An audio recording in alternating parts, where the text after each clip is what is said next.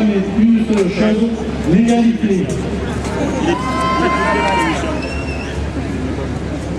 Nous, représentants et représentantes des associations de l'Aveyron et du Tarn-et-Garonne,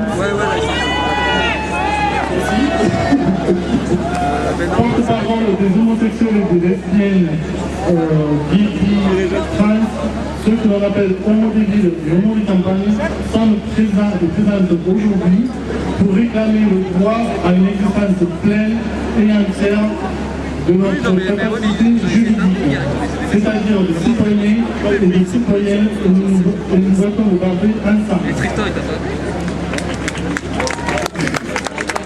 L'homosexualité dans les petites agglomérations rurales ne se vit pas de la même façon que dans les grandes villes telles que Toulouse. D'ailleurs, le quotidien n'est pas le même, entre les grandes proximités d'isolement. Longtemps, on nous a dit, le pax, c'est suffisant. Mais nous, on sait, et on a toujours cru que ça ne l'était pas. Rien sur la protection du survivant qui, chaque année, crée des drames. Rien sur les liens de parenté et sur la filiation qui crée des familles à la limite de la légalité aux yeux des autorités. Rien sur les droits du port du nom de son ou de sa partenaire. Le bac ne suffit pas, on veut le mariage. L'ouverture au mariage, l'adoption, la PMA sont la garantie d'une paix sociale retrouvée pour celles et ceux qui les souhaitent. Laissez-nous avoir le choix de déterminer notre vie sans stigmatisation et ni marginalisation.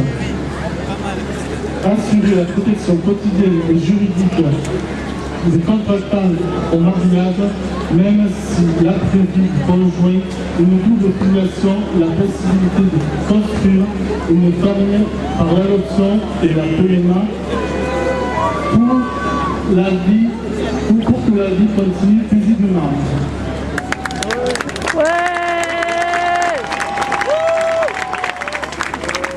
Il est aussi des rumeurs, ou comme je dis, des bigotteries, selon lesquelles un enfant élevé dans un foyer monoparental serait malheureux. Certains leur prédisent même les pires choses au monde. Boulimie, anorexie, dépression, même futur terroriste. Mais quand on leur demande pourquoi ils se battent pour tenir de tels propos, toujours la même réponse, j'ai lu ça dans une étude, sans jamais citer leur source.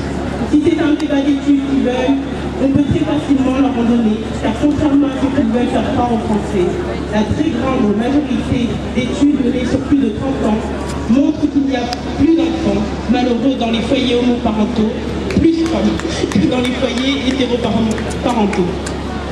De même, vouloir faire croire aux Français que les couples homo mentent ou vont mentir à leurs enfants sur leur conception est une pure calomnie.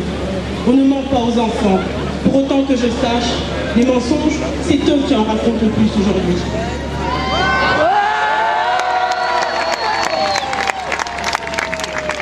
L'immobilisme, en nous refusant ses droits, est criminel et permet une diarrhée homophobe et décomplexée.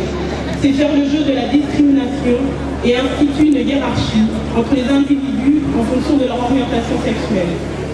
Mesdames, messieurs, les élus, votez en conscience, accompagnez l'évolution sociale.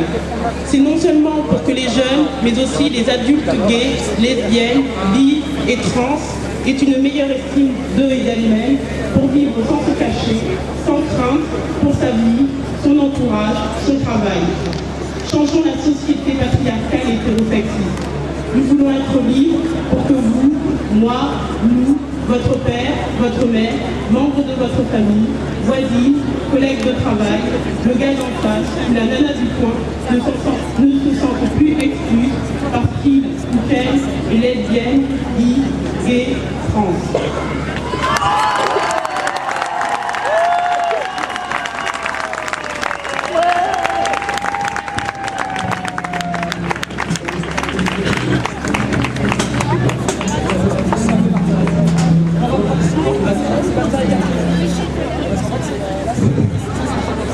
Bonjour, donc Sébastien Tinache, je parle au nom de